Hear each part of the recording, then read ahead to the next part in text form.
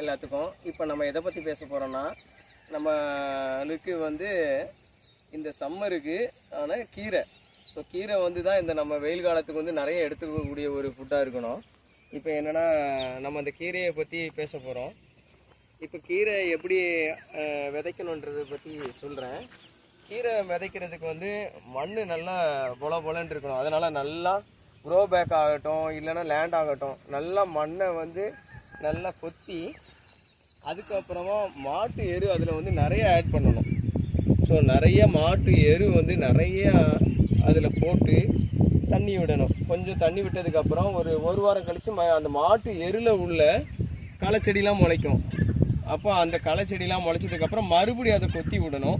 கொத்தி விட்டு மறுபடியும் கீரை விதையை விதைக்கலாம். மறுபடியும் நல்லா கொத்தி விட்டு கீரை விதையை விதைச்சி நீங்கள் ரொம்ப இயற்கையாக நீங்கள் வேகமாக வளர்க்கணும் அப்படின்னா தெளிப்பான் முறையாக வாட்டரை வந்து ஸ்ப்ரே பண்ணணும். நீரை வந்து மேலோட்டமாக தெளிக்கிறது மூலமாக கீரையை வந்து ரொம்ப அழகாக பூச்சி தாக்குதல் இல்லாமல் நம்ம வளர்க்கலாம். ஓகேவா?